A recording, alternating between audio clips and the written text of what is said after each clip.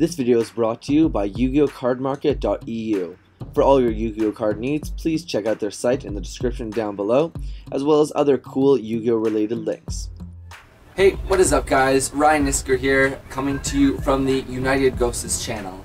Now you guys may not recognize me, and that is because I am the newest recruit to the United Gosus channel. I have been graciously accepted onto their team, and I am their new North American player, except I'm not really going to be playing that much. I'm mostly going to be doing videos. So to introduce myself, my name is rhnisker, also known as rhnisker. I have a channel which you could find in the description down below, and I am kind of a lower tier, more budget duelist. I still like to play competitively. I still obviously like to win, but my wallet's not that big, so I can't always afford the best deck. So what I like to try to do and share with my channel is finding budget and cheaper ways to compete and stay up to date with the meta. So my first video on this channel, I decided to do a ban list discussion. Now I originally recorded a ban list reaction video for this channel, but I had some technical difficulties with that one. The next card is Laval Chain, has been newly limited. Now, yeah, not a great way to start on this new channel. But anyway, I'm re-recording it, and I've thought about the ban list a little bit more, and now I'm here to bring you my thoughts on the list. The first major change to the list that we all saw coming was banned Dragoon, releaser of the rituals. Now, it's really rare for a card to just go from 3 to banned in like one list, just out of nowhere. Usually they limit it, semi-limit a card, you know, to see if it's still not as powerful or if it's not doing too much damage to the meta. But I think the last card to go from 3 to ban were like the baby rulers, and obviously they made a huge impact on the game.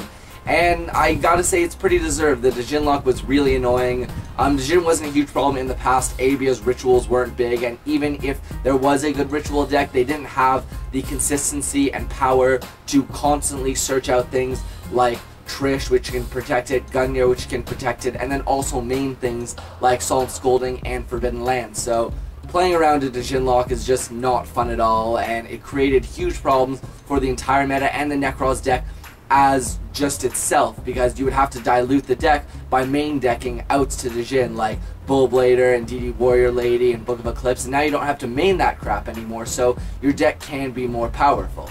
The next card that's banned, Laval Chain. Now, I know there was a lot of discussion whether Laval Chain should be banned or limited to 1, and the reason I think that it definitely deserves to be banned, yes, it's a very powerful card.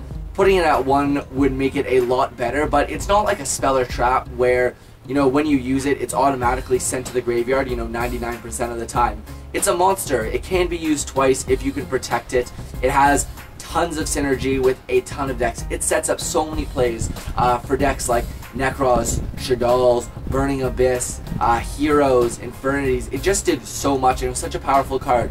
And yes, if they put it to 1, it would be more balanced and it would be abused less. But realistically, people only play 1 in their extra deck anyway. And even with that 1 still legal in the game, people could still loot things with, like, I believe Trevor is the Stellar Knight that bounces all cards. People could still abuse it with Compulse if they really want to compulse their own Laval Chain. And it still can be used for loops, especially with Nodin coming out. It's going to be super fucking easy to make.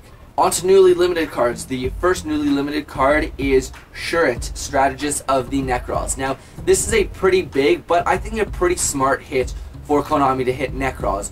Shurit, as you know, it could be used as the entire tribute for a ritual summon, as well as when it's used for a tribute as a ritual summon, you get to search, I believe, a warrior Necros monster from your deck to your hand. So that's 2 huge pluses, and just makes it really easy to bring out any monster in Necros. Now, the Necros deck is a very skilled deck. When you open your 5 cards, there are a ton of plays you can make. Even for a single play, there are a ton of ways you can go about making that play, and the better player, especially in the mirror match, will most of the time always win, seeing as they'll be able to make a certain play while managing their resources properly, you know, still maintaining the amount of advantage for a pushback. If your opponent decides to push back next turn, you still have resources to maintain a play and, you know, play again your next turn. You're not just wasting all your cards. Now with Shurit at 1, that leaves 2 empty spots for Necros, as well as Dragoon being banned. So you have 2 extra spots for Shurit. You have a bunch of extra spots because you don't main the Book of Eclipse,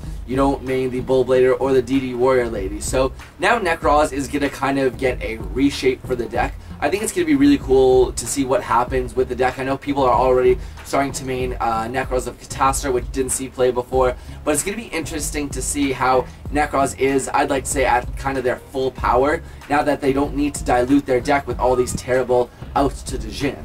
The next card put back to 1 is Trisha, Dragon of the Ice Barrier. Now, I know a lot of people are excited about this. People have been wanting Trisha back for a while now, and I think it's finally time to bring it back. You know, spending 3 cards, 2 non-tuners and a tuner on a monster that, yeah, rips a card from the opponent's hand, field, and graveyard. That's super deadly, but I don't think a lot of decks are going to be really trying to get that, because there are a ton of other ways that you can go plus in this format, you know, if you're playing the deck or the game properly. So going into Trisha as the main objective of a deck isn't going to do you that much in this format. What is great is that it provides support for lower tier decks, like Yang Zings can easily go into Trisha, and that's going to be a huge advantage that they can make. All these lower tier synchro decks, you know, we've got Tengu back at 3, we have Glow Up Bulb at 1, we've got Dandelion, we've got Spore. You know, Tengu plants aren't looking that bad. I know people always say they're going to be great once they get something new off the list, but hey, maybe this could be the list that they finally make a little bit of a comeback. The next card, returned from 1 to 2, is Atlantean Dragoons. Now this is a huge thing for Mermails. In the last list, we got Abyss Gun back to 3, and that was huge. And now we have Dragoons back to 2. I think that Mermails are definitely a decent contender. They lost one of their biggest monsters, which is Tidal, and that was like a huge hit to the deck, because Tidal was just the card that made instant rank 7s all the time. It made Megalo a lot better. Now Megalo's not that great of a card anymore. But with Dragoons at 2, you know, Dragoons is kind of what made the deck one of the most consistent and powerful decks of all time. So Dragoons at 2 is definitely going to shake up the meta a bit. I'm looking forward to seeing what it can actually do. The next card is Dragon Ravine, was put back to 2. I definitely think Dragon Ravine could have gone back to 3, but, you know, bringing back to 2, Konami's slowly testing it. I guess that's a smart move, seeing as if it did go straight back to 3 and it did cause problems, which I don't think it would. You know, Heretics are still okay, but the Dragon Rulers are all banned. Yes, we have Dark Matter, but, like, the Dragon Rulers are banned, so like it doesn't really matter. Sure, Dragoonities are a thing, kind of, but they also don't have Tempest. So like, I don't know, I think it probably could have gone back to 3, but hey, at 2 it's kind of cool. I guess some people will try to do something with it. Terraforming still at 3, so maybe someone could make it work. Finally, and usually the least exciting part of the list, is the things that are no longer on the list. We have Glow Up Bulb, Sinister Serpent, Darkstrike Fighter, Sacred Sword of 7 Stars, Temple of the Kings, and Exchange of Spirits are all no longer on the list. Glow Up Bulb could only be used once per duel, so it doesn't really matter. Hey, maybe it'll help Sylvans, maybe it'll help plants. Probably won't do that much. Glow Up Bulb is just like a one-of, and will usually always be a one-of, thrown into any synchro or grave-based or plant-based deck. Sacred Sword of the 7 Stars isn't really a big deal. I thought they would have put that back to 3 once the Dragon Rulers were banned anyway, but they didn't do that. They decided to do it now. Won't make a huge impact. And then, of course, all the errated cards. Sinister Serpent, Darkstrike Fighter, Temple of the Kings, and Exchange of Spirit. I know Exchange of Spirit has been neutered to the point where it is going to see absolutely no play. It's pretty much unplayable. Temple of the Kings, it's playable, but I think the meta and the game is way too fast for anyone to go to the extent of special summoning a card from their deck or extra deck, a fusion monster. I don't think it's going to do that much at all. Darkstrike Fighter, not going to see any play. Level 6 synchros had their time. They had their really powerful synchros with YUGIOH, Darkstrike Fighter, and Brio, and then they were too overpowered, and Konami was just like, okay, they've had their time, we're going to completely kill them.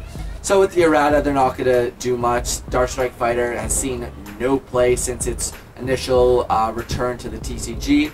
And Sinister Serpent, I guess, is kind of cool. It's a +1. I believe it gets banished after you use the effect.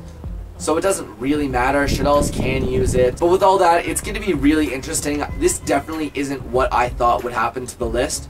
When seeing the OCG list and seeing that there were no changes, I thought that Konami felt they got it right. And TCG would kind of follow suit, and we would get a very similar list. You know, Construct would be hit, El Shaddol Fusion would be hit, but no. Burning Abyss wasn't hit, Necros was barely touched, and Shaddolls wasn't touched. I'm really upset that Cleese and Teller Knights weren't hit. Teller Knights, yeah, not a great deck. And the fact that Cleese, the fact that Konami just made a deck that works around all the floodgates and could main all the floodgates. Now they made Wavering Eyes, which I don't understand, because they were literally just like, you know what deck isn't strong enough yet? Cleaforce. Let's definitely give them something new and powerful. I definitely think Tower Turbo is going to be a problem. Teller Knights are not going to be a problem. Shaddolls and Burning Abyss, well, Burning Abyss won Nationals, so yes, they're definitely a contender, but I definitely think that Shaddolls are back in the game, especially since that they didn't get touched, and now there's no Djinn lock. A lot of decks are helped by that. Now decks don't have to play around the Djinn lock, which is really great. But other than that, there's nothing very exciting about the list. I think they dealt with some problems, being Djinn and Laval Chain. They brought back the necessary cards, you know, Trisha back to 1, not a huge deal. But other than that, this list is pretty anticlimactic. But with all that being said, let me know what you guys think of the list in the description down below. While you're down there, don't forget to thumbs up this video if you enjoyed it. Subscribe if you haven't. I'm going to be providing a lot of new content on the United Gosus channel, hopefully. I look forward to hearing what you guys have to think of this list in the comments down below. And also in the description, you will find the link to my channel as well as some other cool links to, you know, our sponsors if you want to buy any cards. But that's pretty much it. I hope you guys enjoyed the first of hopefully many of my videos on the United Gosus channel. Again, I am rhnisker. Thank you guys for tuning in, and I will see you guys next time.